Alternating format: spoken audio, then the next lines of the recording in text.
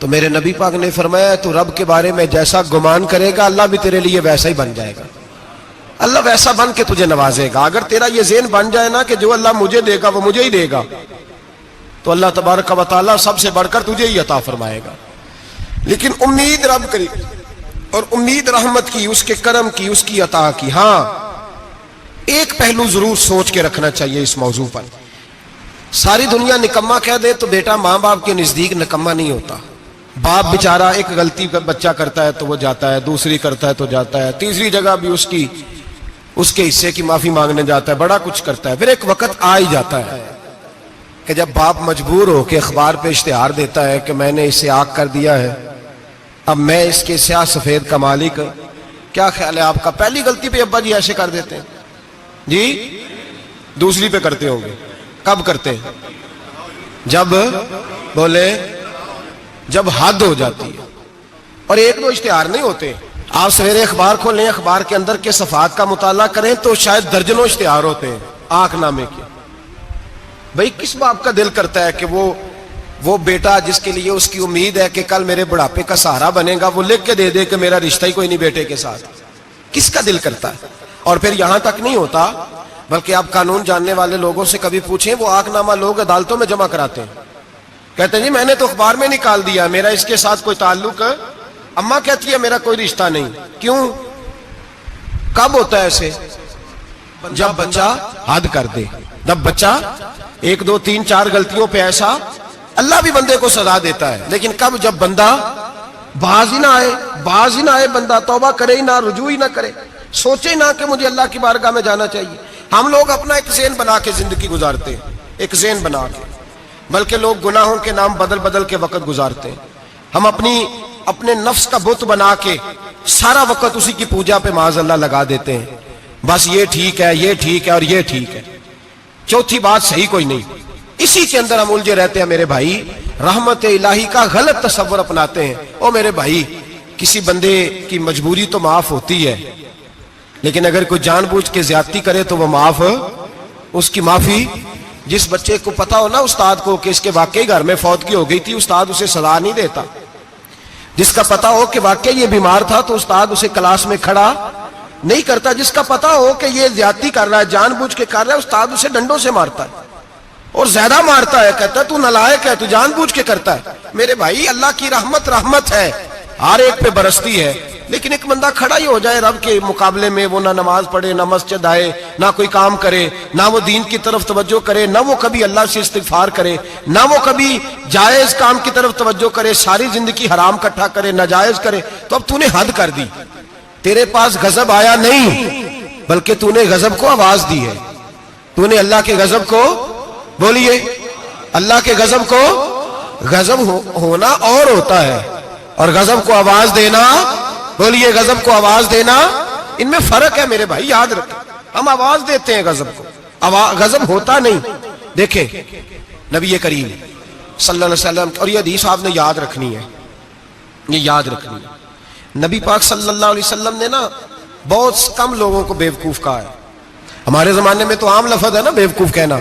اللہ کے رسول صلی اللہ علیہ وسلم نے بہت کم لوگوں کو بیوقوف کہا. مسند امام احمد بن حنبل کی حدیث ہے, نبی کریم علیہ الصلوۃ والسلام نے فرمایا وہ احمق ہے, وہ بیوقوف ہے. نبی پاک فرما رہے ہیں. اور میں نے کہا کم لوگوں کو حضور بیوقوف کہتے تھے. نبی کریم علیہ الصلوۃ والسلام نے فرمایا وہ بندہ بیوقوف ہے جو سارا دن اللہ کی نافرمانی کرتا ہے اور پھر بھی رب کی رحمت کی امید کرتا ہے, تو بیوقوف ہے. صبح سے شام تک لگا ہوا ہے, میں نے نہیں اللہ ماننی, میں نے نہیں تیری ماننی, معاذ اللہ میں نے نہیں ماننی. شام ہوتی ہے تو کہتا ہے اللہ بڑا مہربان ہے, بخش دے گا. تو بیوقوف ہے, تو بیوقوف ہے. تو بتانا کیا مجبوری تھی نماز نہ پڑھنے کی؟ کس نے تجھے گن پوائنٹ پہ کہا تھا حرام کھانے کو؟ اور فلاں آدمی کی تو نے غیبت کی تو تیرا اس میں کیا فائدہ تھا؟ یہ جو تو نے صرف 10 بندوں کو ہنسانے کے لیے جھوٹا لطیفہ سنایا, اس میں تیرا کیا نفع تھا؟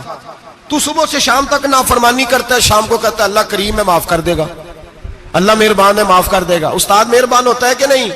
فیل کیوں کرتا ہے امتحان میں؟ بولے, استاد باپ ہوتا ہے نا, اس کا دل کرتا ہے شاگرد فیل ہو جائے, تو کیوں کرتا ہے؟ لیکن شاگرد نے زیادتی کی, اس نے پڑھا نہیں. اس نے, میں نے کہا باپ آنکھ نامہ لکھواتا ہے, مجبور ہو کے لکھواتا ہے نا. او بھائی یاد، بڑی پیاری مثال ملا رومی لکھتے ہیں، کہتے ہیں میرے گاؤں کی ایک بی بی تھی، اس بی بی نے ایک بچڑا پالا ہوا تھا. دیہاتوں میں نا بوڑھی مائیں بچڑے کو پیڑا دیتی تھی اور نام بھی رکھ لیتی تھی، کسی نے مٹھو نام رکھا ہوتا تھا، کسی نے کوئی نام. کہتے ہیں ماں نے بچڑا رکھا ہوا تھا، اماں اس کو آواز دیتی تو بچڑا دوڑا آتا، اماں اس کو پیڑا کھلاتی. بچڑا بڑا پیارا تھا، جوان ہو گیا. اماں اس لیے بچڑا پال رہی تھی کہ جب بچڑا بڑا ہو جائے گا تو ہل کے اندر بچے اسے لگائیں گے، کھیتی میں ہل چلائیں گے. بچڑا بڑا ہو گیا، اماں کے بیٹے کہنے لگے اماں لا، تو نے بڑا کھلا پلا لیا، اس سے کوئی کام لیتے. ہل کے آگے لگایا تو کہنے لگا میں نے تو نہیں چلنا. اماں کے پاس آئے، کہنے لگے یہ نہیں چلتا. اماں کہنے لگی چلو ٹائم دو تھوڑا، سمجھ جائے گا. پھر موقع دیا، پھر آئے، کہا اماں اب تو ہم نے اس کے ناک میں نکیل بھی ڈال دی ہے لیکن اب بھی یہ ہل میں چلنے کو تیار ہے. ملا رومی رحمت اللہ علیہ فرماتے ہیں پھر کہا اماں سے، اماں کہنے لگی چلو تھوڑا ٹائم اور دے دو، سیانا ہو جائے گا. تھوڑا ٹائم اور دیا، ڈنڈے بھی مارے لیکن وہ سیانا ہونے کو تیار ہے. اب اماں کے پاس آئے تو اماں مجبور ہو گئی، دل نہیں کرتا تھا. کہنے لگی جاؤ پھر کسائی کے ہاتھ بیچ ڈالو. وہ گیا کسائی کے پاس، اسے کاٹا گیا، اس کی کھال اتاری گئی، اس کے چھوٹے چھوٹے پیس کر کے کھا گئے لوگ. وہ ماں رو رہی تھی. لوگوں نے اماں سے کہا تجھے تو بڑا پیارا تھا، تو نے کٹوا کو دیا. تو اماں کہنے لگی پیارا تو بڑا تھا پر مانتا نہیں تھا. پیارا بڑا تھا، کاش بات مانتا، مقصد پورا کرتا تو کبھی بھی کاٹا. بھائی رب کریم نہیں چاہتا بندہ دوزخ میں جلے، اللہ کی رحمت نہیں چاہتی جہنم میں جلے، پر بندہ مانتا ہی نہیں، یہ تیار ہی نہیں ہوتا. یہ سویا ہوا ہے سویرے، یہ وہ گپے لگا رہا ہے عصر کے وقت چوراہے پہ کھڑا ہے، نماز پڑھنے نہیں آیا. اس نے ساری زندگی میں درجنوں لطیفے سیکھ لیے، ہزاروں کہانیاں سیکھ گیا، قرآن پاک پڑھنا نہیں سیکھا. اس نے زندگی کی ہر چالاکی سیکھ لی ہے، نہیں سیکھی تو اپنے رسول کی حدیث نہیں سیکھی، نہیں سیکھا تو دین کی ضروری باتوں کو نہیں سیکھا. اب رب کی رحمت تو نہیں چاہتی کہ بندہ جہنم میں جائے، وہ تو مہربان ہے، لیکن رب کریم کا قانون کا تقاضا یہ ہے کہ جو احکام پورے نہیں کرے گا اسے پھر دوزخ میں ڈالا جائے گا.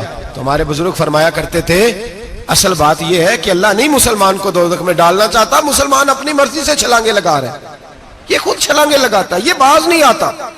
آپ یقین کریں بڑی ذمہ داری کے ساتھ، بڑے خلوص کے ساتھ اور بڑی دیانتداری سے تجربے کی بات عرض کرتا ہوں، ہمارے بہت سارے گناہ ایسے ہیں جن گناہوں کا ہماری دنیا داری کو بھی کوئی فائدہ نہیں، کوئی فائدہ نہیں ہماری دنیا کو بھی اس غلطی کا. میری باتوں کی سمجھ آ رہی ہے آپ دوست؟ کچھ گناہ ایسے ہیں، ایک تو ہوتا ہے کہ دنیا کا کوئی فائدہ ہو، اس گناہ میں ہماری دنیا کا بھی کوئی فائدہ. جو آدمی جھوٹے لطیفے سناتا ہے، جھوٹ بولتا ہے، جھوٹ کوئی فائدہ نہیں اسے. لوگ 10 منٹ ہنستے ہیں اور باہر جا کہتے ہیں یار یہ تو کوئی غیر سنجیدہ آدمی، وہ عقل ہی نہیں. کیا فائدہ کمایا اس نے، کیا نفع لیا اس نے؟ جو آدمی بڑھ بڑھ کے باتیں کرتا ہے، 2 4 5 10 آدمیوں کی غیبت کر جاتا ہے، لوگ کہتے ہیں یار بڑا چغل خور ہے. کیا کمایا اس نے زندگی میں؟ کچھ حاصل کر لیا اس نے؟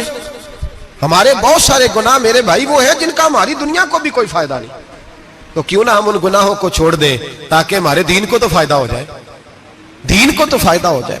صرف زبان کے ذائقے ہیں، کچھ دیر کے لیے ہماری طبیعت کے تقاضے ہیں، 10 منٹ کی مسکراہٹ ہے جس کے لیے ہم اللہ تبارک و تعالیٰ کا قانون توڑتے پھر جا رہا ہوں. میرے حبیب کریم علیہ السلام نے مسلمان کو کہا ہے کہ تیرا رب تو چاہتا ہے کہ بس تو آ جا، وہ تجھ پہ رحمت نازل کر دے گا.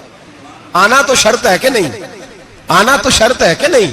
اچھا چلیں یہ بتائیں، جو آدمی 1 سے لے کر 31 تاریخ تک ڈیوٹی کرے اس کو تنخواہ لینے جانا پڑتا ہے کہ تنخواہ گھر آ جاتی ہے؟ بول کے بتائیں. پھر بھی جانا پڑتا ہے، وہ کہ میں نے ڈیوٹی پوری کی ہے، پھر بھی جانا پڑتا ہے. ڈیوٹی پوری کرنے کے باوجود تجھے تنخواہ لینے، اور ہو سکتا ہے کہ یہ بھی کہا جائے ابھی آئی نہیں کل آنا، ہو سکتا ہے یہ بھی کہا جائے پرسوں آنا، یہ بھی ممکن نہیں کہ فوراً او خدا کے بندے تو آتا ہی نہیں خدا کی رحمت لینے، تو اس کے گھر کی طرف رجوع ہی نہیں کرتا، تو توجہ ہی نہیں کرتا، تو کہتا اللہ مہربان ہے. بھائی مہربان تو ہے، تو رحمت لینے آیا ہے، تو نے کو بہانہ بنایا اس کی رحمت کا. اللہ کی رحمت قیمت نہیں مانگتی، بہانہ مانگتی ہے. پر بتا نا تیرا کو بہانہ ہے کہ نہیں؟ میرے نبی کریم سید عالم صلی اللہ تعالی علیہ وسلم نے فرمایا رب قیمت کا سوال اور نہیں مانگتا. یقین کریں نہیں مانگ، بندے قیمت مانگتے ہیں. آپ 100 دفعہ مسکرا کے بات کریں، ایک دفعہ نہ کریں تو کہتے ہیں مولوی صاحب امیر ہو گئے، اب تو صحیح سلام بھی نہیں لیتے۔ ایک دفعہ ہو سکتا ہے بیچارہ پیٹ میں درد ہو رہی ہو سکتا ہے گھر کی کو بہت بڑی ٹینشن ہو سکتا ہے کوئی مجبوری ہو۔ بندے ہمہ وقت قیمت مانگتے ہیں، ہمہ وقت آپ تندرست ہیں، ہر وقت آپ قیمت ادا کرتے ہیں تو لوگ راضی ہیں۔ لیکن رب کہتا تو کوئی قیمت نہ دے، کوئی بہانہ ہی بنا لے، تیرا رب تجھ سے راضی ہو جائے گا۔ سنیں بڑی پیاری حدیث، بڑی خوبصورت حدیث، کنز المال میں دیگر کتب احادیث میں ہے۔ حضرت ابو ہریرہ رضی اللہ تعالیٰ عنہ فرماتے ایک بابا جی نبی پاک کی بارگاہ میں آئے، اور جب وہ واپس جانے لگے تو میں نے عمر پوچھی تو عمر تھی 96 سال۔ کہتے ہیں بزرگ جب آئے نا تو یہ بھویں جو ہے نا ان کی سفید ہو کے تو یوں آنکھوں پہ آ گئی، بڑی چھڑی بابا جی نے پکڑی ہوئی اور دونوں ہاتھ پکڑ کے نا چھڑی کے اوپر جھکے ہوئے ہیں ایک جانب، قربان جاؤں۔ کہتے ہیں جب وہ بزرگ مسجد میں داخل ہوئے تو میرے رسول نے کھڑے ہو کے استقبال فرمایا، کھڑے ہو، اور نبی کریم صلی اللہ علیہ وسلم نے آگے بڑھ کے بابا جی کو بازو سے پکڑا اور بٹھایا۔ حضور بیٹھ گئے، کہا بزرگوں کیسے آئے ہو؟ تو کہتے ہیں وہ بابا جی بات کرتے تو آنکھ کھول کے پہلے حضور کا چہرہ دیکھتے، پھر وہ بات کرتے تو ان کے لب و لہجے کے اندر بڑی پریشانی، بڑی تکلیف، بڑی مایوسی۔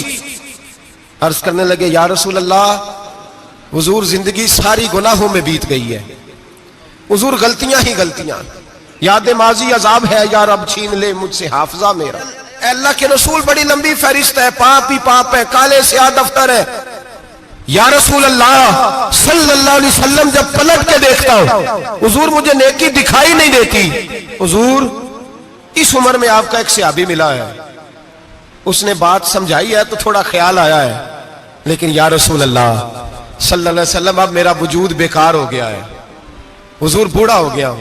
3 باتیں کہیں بزرگوں نے اور نرالی کہیں، کہنے لگے یا رسول اللہ صلی اللہ علیہ وسلم، حضور اب تو میری کمر بھی سیدھی نہیں ہوتی کہ میں نماز ہی صحیح ادا کر سکوں، بوڑھا ہو گیا ہوں۔ یا رسول اللہ صلی اللہ علیہ وسلم اب میرے اندر طاقت نہیں کہ میں محنت مزدوری کر کے صدقے اور خیرات دے سکوں۔ یا رسول اللہ صلی اللہ علیہ وسلم اب میں تلوار لے کے جہاد بھی نہیں کر سکتا، حضور نہ میں لمبی نمازیں پڑھ سکتا ہوں، آقا نہ میں صدقات و خیرات دے سکتا ہوں، محبوبہ نہ میں دین کے لیے کوئی جہاد کر سکتا ہوں، بیکار وجود ہے، بیکار وجود کو تو گھر والے برداشت نہیں کرتے، بچے دعا کرتے ہیں یا اللہ ابا جی کو پردہ دے دے، اماں کو پردہ دے دے، بیکار ہو گیا ہوں اور آج آیا ہوں تو مجھ بیکار کو میرا رب قبول کر لے گا؟ آج کلمہ پڑھوں تو بیکار ہوں، کسی کام کا نہیں، نہ نماز نہ صدقات نہ جہاد، قبول کر لے گا؟ حضرت ابو ہریرہ فرماتے ہیں جیسے برسات میں بارش کی جھڑی لگتی ہے، یوں مصطفیٰ کی آنکھوں سے جھڑی لگ گئی، حضور کھل کے روئے، کھل کے۔ اور میرے حبیب پاک نے فرمایا بزرگوں بڑے مجاہد ہیں، دین کے لیے جہاد کرنے والے بڑے ہیں، رب کریم کو آپ کی تلوار کی اتنی حاجت نہیں، اور فرمایا اس کے خزانے کوئی خالی تو نہیں کہ آپ ہی گویا صدقہ دیں گے تو بھرے جائیں گے، اور فرمایا پھر رب کریم کی شان میں اضافہ نہیں کرتی عبادتیں، وہ تو بندے کو نفع دیتی ہیں۔ میں بزرگوں نہ آپ جہاد کریں نہ آپ صدقات دیں، لا لمبی نمازیں پڑھیں، آپ صدق دل سے آ جائیں، اللہ کے رسول کا وعدہ ہے رب آپ کو بغیر حساب کتاب جنت عطا فرما دے گا۔ آنا تو شرط ہے کہ نہیں؟ آئیں تو صحیح، نہ پہنچے تو صحیح، آ جائیں، اس کو نہیں عادت صدقات و خیرات کی، جہاد کی تبلیغ، آئے تو صحیح نا۔ ان العبد اذا اعترف ثم تاب تاب اللہ علیہ، میرے حبیب نے فرمایا بندہ جب رو کے کہتا ہے نا یا اللہ غلطی ہو گئی معاف کر دے، فرمایا میرا مالک اسے فوراً ہی معاف فرما دیتا ہے۔ تو آ تو صحیح، تو آتا ہی نہیں، تو آ ہی نہیں رہا، تو گھر میں بیٹھا ہوا ہے، تو سویا ہوا ہے، تو دکانداری کر رہا ہے، تو پیسے گن رہا ہے، تو آیا ہی نہیں، آ تو صحیح۔ بلکہ میرے نبی پاک فرماتے ہیں جب اللہ پاک کا بھاگا ہوا غلام آتا ہے پھر تو اللہ زیادہ راضی ہوتا ہے، پھر تو اللہ زیادہ راضی ہوتا ہے، زیادہ راضی ہوتا ہے، تو آ تو صحیح، پہنچ تو صحیح۔ بلکہ صوفیات اور بات کرتے ہیں، وہ کہتے ہیں تو کبھی بھول کے بھی رب رب کرے تو اللہ تو اسے بھی قبول کر لیتا ہے، بھول کے۔ ملا رومی کہتے ہیں بنی اسرائیل کا بندہ ہے، صنم پتھر کو کہتے ہیں، بت کو کہتے ہیں، بت کے سامنے کھڑا ہے اور ساری رات کہتا ہے یا صنم یا صنم یا صنم، اے پتھر اے بت، ساری رات پکارتا رہا۔ رات گہری ہو گئی، نیند کا غلبہ، تھک گیا، سونے کے قریب آیا تو غلطی سے منہ سے نکل گیا یا صمد، یا صنم کی جگہ نکل گیا۔ رب کریم نے فرمایا جبریل دوڑ کے جا، جو مانگتا ہے اسے دے دے۔ حضرت جبریل عرض کرتے ہیں مولا بھول کے تیرا نام لے رہا ہے، بھول کے لے رہا ہے تو رب کریم نے فرمایا چل نام تو میرا ہی لے رہا ہے نا، میرا لے رہا ہے نا یا اللہ. وہ اللہ کریم نے فرمایا جھوٹے کے سامنے ساری رات کا کھڑا ہے، ساری رات کا پکار رہا ہے، اسے کچھ نہیں ملا تو سچے کا نام لیا ہے. اگر میں بھی کچھ نہ دوں اور بت میں اور مجھ میں فرق کیا رہ جائے گا؟ جا جو مانگتا ہے جھولی بھر کے دے، نام تو لیا ہے نا. او بھائی تو بہانا تو بنانا، آ تو صحیح نا، تو یہاں آ جا، پہنچ جا، آ جا، بس بیٹھ جا، اس کی بارگاہ ناز میں حاضر تو ہو نا. تجھے فرصت ہی نہیں. تو یاروں کے لیے ٹائم نکالتا ہے، بازاروں کے لیے ٹائم نکالتا ہے، گلیوں کے لیے ٹائم نکالتا ہے، چوکوں چوراہوں کے لیے ٹائم نکالتا ہے، ہفتے میں ایک دن ہوٹلنگ کے لیے بھی جاتا ہے، لیکن کبھی چھپ کے 2 نفلوں کی تجھے توفیق نہیں ہوتی. اور میں کئی دفعہ کہہ چکا ہوں جس بندے کو بغیر عبادت کے رزق زیادہ ملنے لگ جائے اس پر آزمائش ہوتی ہے رب کریم کی. اللہ فرماتا ہے اس کو پیسے دو، اسے آنے نہ دینا، اس کو چل پیسے دوڑ جا. لوگ سمجھتے ہیں میں بڑا ذہین ہوں، عقل مند ہوں، دیکھو میں اپنی ہوشیاری سے، چلاکی سے آگے نکل گیا. تو آزمائش ہے، یہ تو آزمائش ہے رب کریم کی طرف سے، یہ تو اس کی خفیہ تدبیر ہے. میرے بھائی اس کی بارگاہ ناز تک جو آ گیا، آنا تو ہماری ذمہ داری ہے کہ نہیں؟ پھر اس کی رحمت آگے بڑھ کے استقبال کر لیتی ہے، پھر اللہ کا فضل اس کو تھام لیتا ہے اس بندے کو. اور خدا کی رحمت کتنی زیادہ ہے.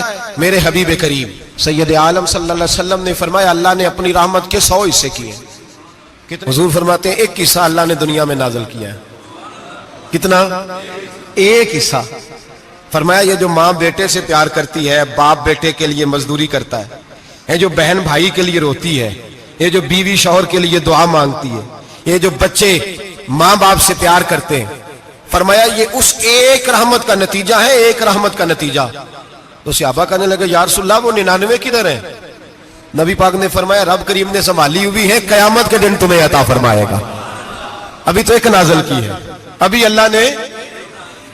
ایک بزرگ تھے ہمیں تفسیر پڑھایا کرتے تھے، تفسیر کے استاد تھے. میں نے ان سے ایک دن کہا، میں نے کہا حضرت صاحب کچھ باتوں میں نا میں اڑ جاتا ہوں، میں اپنے آپ کو اتنا لائق نہیں سمجھتا، تو کہیں کہیں نا ذہن الجھ جاتا ہے، تو کبھی الجھ جاتا ہوں. ایک سوال کئی دنوں کا ہے، اصول تفسیر کا مسئلہ ہے، تو کچھ چیزیں ایسی ہوتی ہیں بزرگ کہتے ہیں جو کتابوں سے نہیں ملتی، صرف سینوں سے ملتی ہیں. کورس تو فقط لفظ ہی سکھاتے ہیں، یہ آدمی ہے جو آدمی بناتے.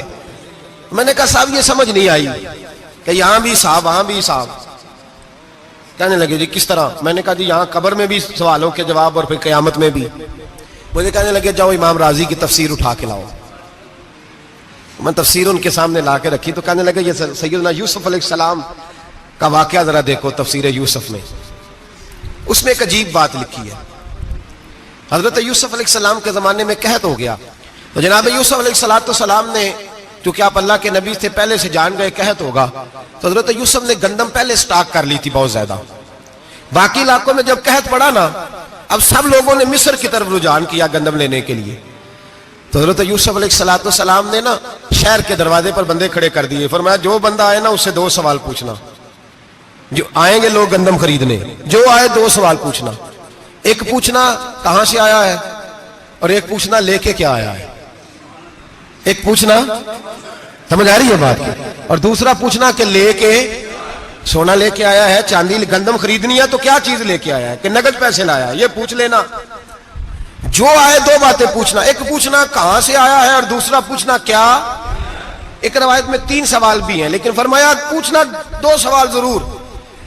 انتظار تھا نا بھائیوں کا کنان سے آنے والوں کا. فرمانے لگے سب سے 2 سوال پوچھنا. جب کنان والے آئے نا ان سے صرف اتنا پوچھ لینا کہ وہ کہاں سے آئے ہیں. اگر پوچھے نا کنان سے آئے ہیں تو پھر یہ نہ پوچھنا کیا لے کے آئے ہیں، پھر میں جیب میں خود ٹٹول لوں گا وہ کیا لے کے آئے. باقیوں سے 2 سوال. جب میرے بھائی آئے نا، بھائی بھائیاں دے ویری ہوندے تے بھائی بھائیاں دیاں باواں. جب میرے بھائی آئے تو ان سے یہ نہیں پوچھنا کہ وہ کیا، بس یہ پوچھنا کہ کہاں سے. اتنی بات پوچھنا، باقی میں پوچھ لوں گا. آپ فرمانے لگے رب بھی فرشتوں سے کہتا ہے تم قبر میں نا میرے بندوں سے زیادہ سوال نہ کرنا، بس یہ پوچھ لینا مجھے مانتے ہیں، میرے نبی کو مانتے ہیں. قبر میں تم اتنے سوال پوچھ لینا، باقی لے کے کیا ہے وہ میں خود ہی پوچھ لوں گا. فرشتوں کے سامنے رب کریم اپنے بندے کو بے آبرو کرنا. بس تو یہ بتا دے اللہ رسول کو مانتا ہے کہ نہیں.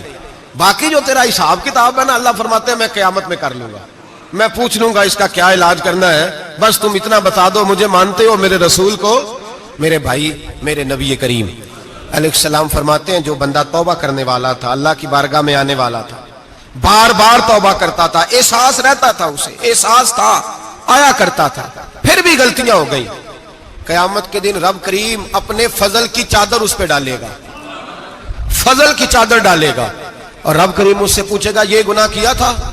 اور نبی پاک فرماتے ہیں اس نے بڑے بھی گناہ کیے، اللہ چھوٹے چھوٹے گناہوں کے بارے میں پوچھے گا، یہ غلطی کی تھی، یہ گناہ، بندہ ڈر رہا ہے، وہ کہہ رہا ہے پتہ نہیں سزا کیا ملے گی، کیونکہ دنیا میں بھی ڈرتا رہا، یہاں بھی ڈر رہا ہے، شرط یہ ہے کہ احساس والا ہو، آتا رہو، پھر بھی غلطیاں ہو گئی، خیال کرتا تھا، محنت کرتا تھا، نیک ہونے کی جدوجہد کرتا تھا، کوتاہیاں رہ گئی، یہ گناہ کیا تھا یا اللہ بھول گیا تھا، یہ گناہ کیا اللہ مجھ سے غلطی ہو گئی، یہاں بھی کیا تھا یا اللہ غلطی ہو گئی۔ نبی پاک صلی اللہ علیہ وسلم فرماتے ہیں چھوٹے چھوٹے گناہ اللہ دکھا رہا ہے اور اس سے کہہ رہا ہے یہ کیا تھا، مانتا جا رہا ہے۔ رب کریم فرماتا ہے پتہ ہے میں تیرے ساتھ کیا کرنے والا ہوں؟ ٹانگیں کانپ گئی، یا اللہ پتہ نہیں، فرمایا میں تجھے ان گناہوں کے بدلے نیکیاں دینے لگا ہوں، ان گناہوں کے بدلے نیکیاں۔ نبی پاک فرماتا ہے فٹافٹ ہی بول پڑا، کہنے لگا یا اللہ میں نے تو بڑے بڑے گناہ بھی کیے، اگر تو نے گناہوں کے بدلے نیکیاں دے دیا تو میرے تو بڑے بڑے پاپ بھی ہیں، وہ دوسرے کدھر ہیں؟ تو میرے حبیب کریم علیہ الصلوۃ والسلام فرماتے ہیں رب مسکرائے گا جو رب کی شان کے لائق ہے۔ اللہ فرمائے گا تیرے دل میں احساس تھا، تو آیا کرتا تھا، تو توبہ کرتا تھا، تو میری بارگاہ ناز میں آتا تھا، پتہ تیرے اوپر چادر کیوں ڈالی ہے؟ یا اللہ نہیں، فرمایا میں تجھے اپنی رحمت کی چادر میں چھپا کے جنت میں داخل کرنا چاہتا ہوں۔ میرے بھائی تو آ تو صحیح، تو پہنچ تو صحیح، خدا را یہ جو جتنی دنیا داری ہے نا، یہ تو آپ ہر وقت کریں گے تو راضی ہوں گے لوگ، ہر وقت۔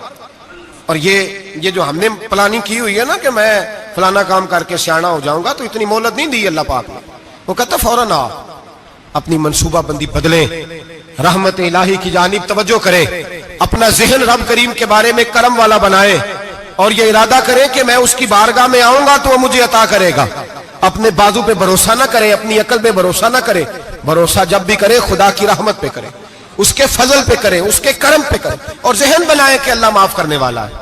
ہمارے ذمہ یہ ہے کہ ہم اپنے گناہوں کا احساس پیدا کریں، ہماری ذمہ داری یہ ہے کہ ہم توبہ سچی اور کھری کریں، ہماری ڈیوٹی یہ ہے کہ ہم اللہ کی بارگاہ میں صحیح معنوں میں حاضری دیں۔ ہم توبہ بھی جھوٹی کرتے ہیں، بلکہ اگر میں کہوں کہ مذاق کرتے ہیں۔ شب برات آنے والی ہے نا، کس دن ہے؟ جمعرات کو شب برات آئے گی۔ کچھ لوگ تو خیر ویسے ڈٹ جاتے ہیں، کہتے ہیں ہم نہیں مانتے، وہ پکے لگے ہوئے ہیں، وہ کہتے ہیں نہیں عبادت نہیں کرنی چاہیے۔ میں نے کہا یار بس کرو، چھوڑ دو، اب اللہ کی عبادت کرنے کے لیے بھی تم سے سند لینی پڑے گی کہ مولوی صاحب اجازت دے، نفل پڑھ لیں، اجازت لینی پڑے گی۔ اور بندے بڑے سمجھدار ہیں، وہ کوئی سیاسی بندہ دوسری پارٹی کا آ جائے تو اسے مطمئن کر لیتے ہیں، کوئی بسرا دوسری جماعت کا مسئلہ پوچھ لے، کہتے ہیں مولوی صاحب پوچھ کے دساں گا۔ یہ موٹی سی بات ہے، شب رات کو کیا ہوتا ہے؟ عبادت۔ کیا ہوتا ہے؟ بول کے بتائے، یہی ہوتا ہے نا، تو اس کے لیے سرٹیفکیٹ کی ضرورت ہے جی؟ والذین یبیتون لربہم سجدا وقیاما، اللہ فرماتے ہیں میرے بندے ساری رات گزار دیتے ہیں یا قیام کرتے ہوئے یا سجدہ کرتے ہوئے، اس کے لیے سرٹیفکیٹ کی ضرورت ہے؟ بڑی جلدی مسئلہ پوچھنے آ جاتے ہیں لوگ۔ ہاں، ایک وہ ہے جو مانتے ہی نہیں سرے سے، ایک وہ ہے جو بڑا عجیب مانتے ہیں، وہ کہتے ہیں شب رات ہے، چھوٹا گوشت ہی نہیں مل رہا دکان سے۔ بھئی شب رات گوشت کھانے کا دن ہے، حلوہ کھانے کا دن ہے شب برات، موج کرنے کا دہاڑا آ گیا شب برات۔ شب رات آئی ہے، پہلے کلو گوشت آتا تھا، اب 2 کلو لے لو، یہ کون سا طریقہ ہے شب برات منانے کا؟ اور پھر شب برات منائی جائے گی، معراج شریف سے پٹاخے چل رہے ہیں روز شام کو، چلتے ہیں نا؟ نہیں، میں کہ مینوں غلطی لگ دی، تسی بولے نہیں نا، چلتے ہیں پٹاخے؟ کون بیچتا ہے پٹاخے؟ ہندو، سکھ، یہودی؟ چلاتا کون ہے؟ کس نے کہا چلانے کو؟ اس میں کوئی کسی فرقے کا بھی اختلاف نہیں ہوتا۔ ڈرنا چاہیے اللہ پاک سے۔ اللہ جہنم کی آگ ٹھنڈی کرتا ہے، ہم جلاتے ہیں شب رات کو، رب فرماتا ہے ٹھنڈی ہوگی ہم جلا رہے ہیں۔ بچے پٹاخوں کے پیسے پڑوسی سے لے کے آتے ہیں کہ ہم سے لیتے ہیں؟ ہم منع کیوں نہیں کرتے؟ جوتے نہ پالش کرنے پہ تو تھپڑ لگتے ہیں، تو پٹاخے والے بچے کو نہیں پوچھا جا سکتا؟ باپ کی ذمہ داری ہے۔ اور محدثین نے مسئلہ لکھا ہے، اگر بچہ نابالغ کوئی غلطی کرتا ہے تو اس کا باپ ذمہ دار ہے، جواب دے اس کی جگہ پہ۔ ان کو سمجھائیں، شب برات آئے گی، پھر توبہ ہوگی، ہر مسجد سے رونے کی آواز آئے گی، زور زور سے لوگ روئیں گے، تڑپیں گے، اجتماعات ہوں گے، بڑے بڑے اجتماعات ہوں گے، توبہ کریں گے لوگ، کریں گے نا انشاءاللہ تعالیٰ، آئیں گے نا لوگ مسجدوں میں، پھر سویرے جھوٹ بند ہو جائے گا نا، اگلی صبح ملاوٹ ختم، کم تولنا ختم. یہ کیسی توبہ ہے؟ وہ دکاندار جو شبرات والے دن غلط سوجی فروخت کر رہا ہے, ملاوٹ والی چینی بیچ رہا ہے, تاکہ دوائیوں میں دھوکہ دیتے ہیں لوگ, دوائیوں میں دھوکہ دیتے ہیں. ایک ڈاکٹر خود مجھے کہنے لگے, وہ میرے دوست ہیں, ہلکا پھلکا کورس کیا ہوا ہے, کہتے میرے دوست ہیں کئی سارے لوگ, تو ایک ایسا ہی ہمارے شعبے کا آدمی تھا, تو اپنے ابا جی کو وہ ڈرپ لگانے لگا, تو ابا جی کہنے لگے پتر مینو اصلی لا دے تیری مہربانی, مینو اصلی لا دے تیری مہربانی, لوکھا علی نہ لا دے. یہ حال ہو گیا ہے. دوا مجھے بتائیں وہ قوم اخلاقی طور پہ کتنی گر چکی ہے جو دوائیوں میں زہر بیچتی ہے, دوائیوں میں. اور میں انشاءاللہ کسی موقع پر تفصیل سے اس پر گفتگو کروں گا, بڑی تفصیل سے. میں نے بہت سی معلومات اکٹھی کی ہیں کہ کتنا ظلم کرتے ہیں یہ لوگ, لکھنے والے بھی, لانے والے بھی, بیچنے والے بھی, کتنے بڑے مجرم ہیں. صحت کے ساتھ کھیلتے ہیں, صحت بارہ لام دام برسر. مطلب جس آدمی نے دھوکے کا مال لا کے رکھا ہے شبرات والے دن کے رات توبہ بھی کرنی ہے اور سویرے یہ بیچنا بھی ہے, وہ توبہ کرنے آیا ہے. جس نے دھوکے کا مال لا کے رکھا ہے کہ سویرے بیچنا ہے اور رات توبہ بھی کرنی ہے, وہ توبہ کر رہا ہے کہ مذاق کر رہا ہے؟ توبہ میری توبہ, استغفر اللہ, یا اللہ معاف کر دے, اونچی اونچی آواز میں رو رہا ہے, اور سویرے سارے چکر وہی ہیں. یہ کیسی توبہ ہے؟ توبہ کیا ہے؟ میرے نبی پاک علیہ السلام کے غلاموں نے توبہ کی تقسیم کی.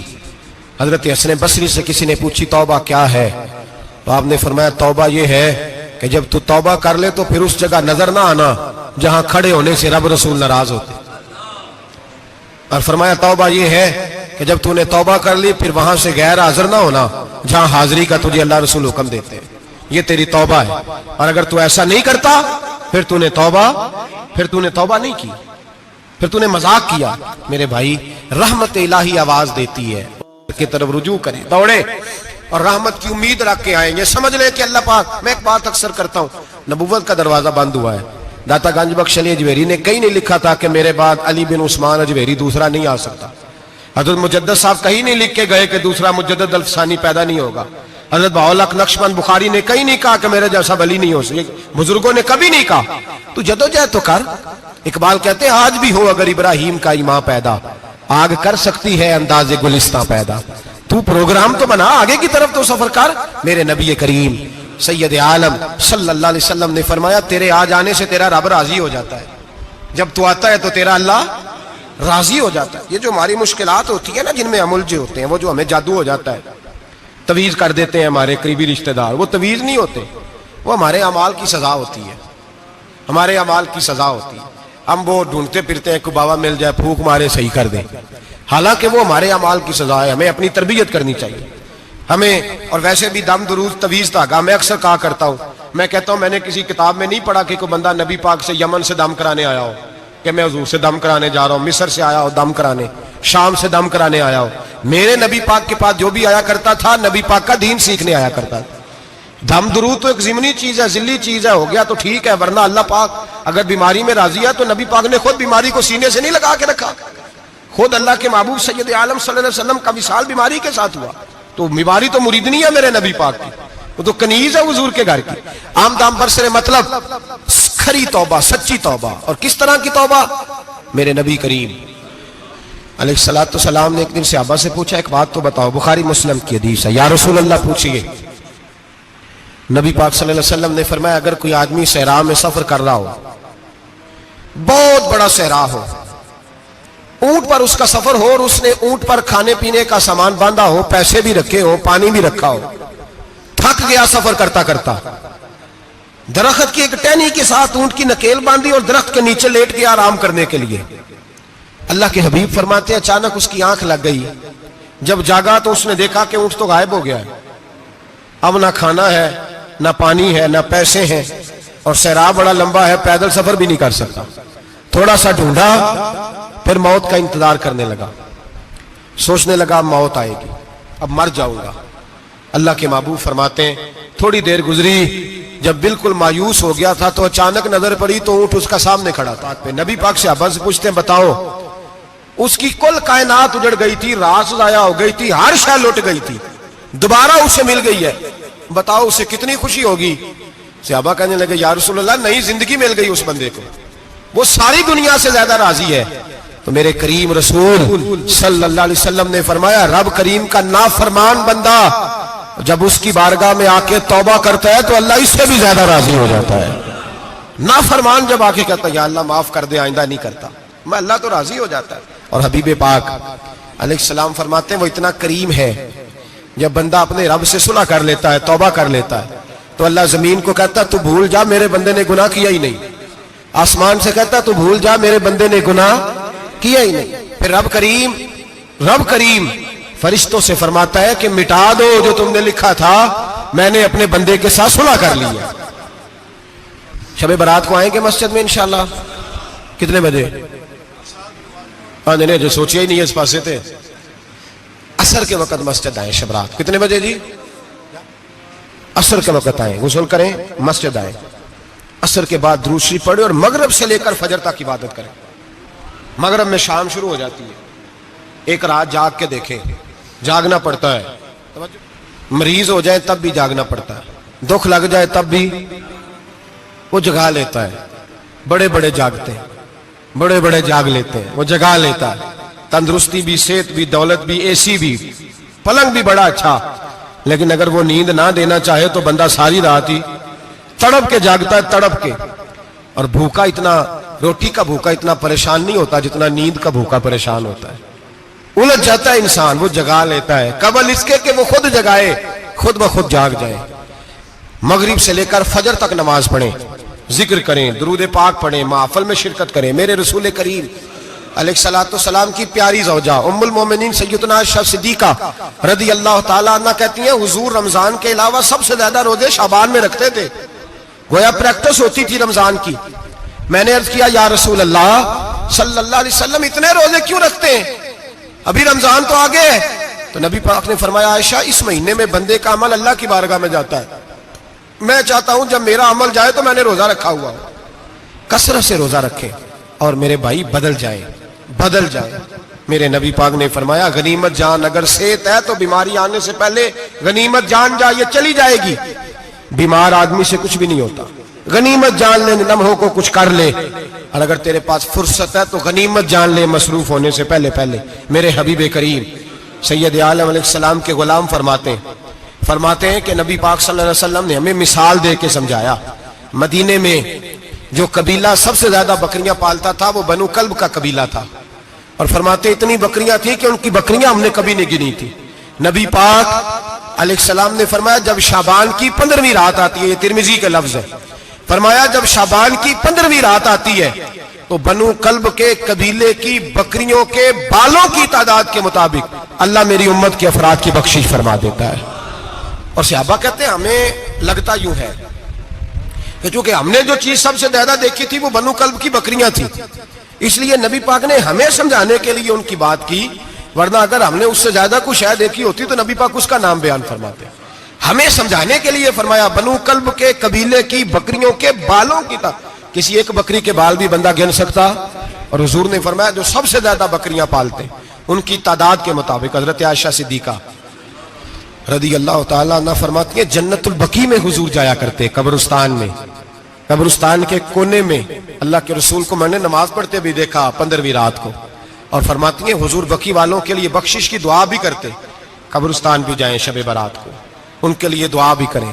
اور پھر میرے بھائی شب برات کو للہیت کے ساتھ آئیں, لوٹنے کا پروگرام بنائیں, اس سے قبل کے رب کریم خود جکڑ کے لے آئے, خود بخود آئیں, اس کے کرم کی طرف توجہ کریں, اس کی رحمت کی طرف توجہ کریں. میرے رسول کریم صلی اللہ علیہ وسلم کے پاس ایک دیہاتی آئے, مولا علی شیر خدا فرماتے ہیں میں بھی حاضر تھا. کہتے کبھی کبھی سادے بندے آتے تھے پر بڑی عجیب ہی بات کر جاتے تھے. کہتے ایک دیہاتی آئے, تامت باندھی ہوئی اور سادہ رومال کندھے پہ رکھا ہوا ہے.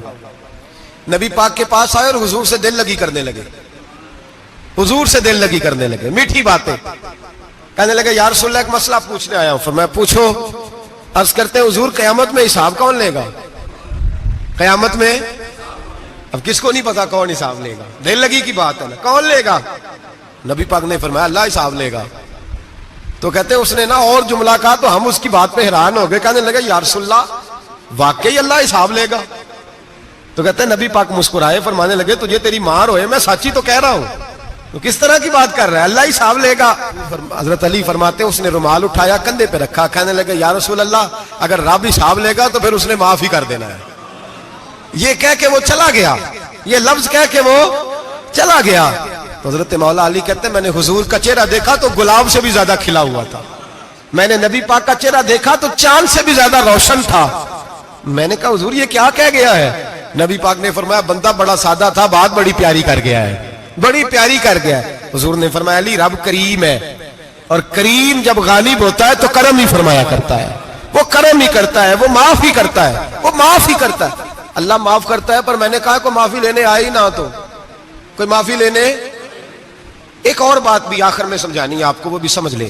ہم جب کسی رشتہ دار کو راضی کرنے جاتے ہیں نا, ناراض ہو, تو ہمیں پتہ چل جاتا ہے کہ یہ وقت چپانے آیا یا راضی ہو گیا. دو قسم کے لوگ ہوتے ہیں, کہتے ہیں چلو برادری آ گئی میں چلتا ہوں, پر کس طرح ٹائم پہ ٹائم آؤں گا, 200 دے کے گھر آ جاؤں گا.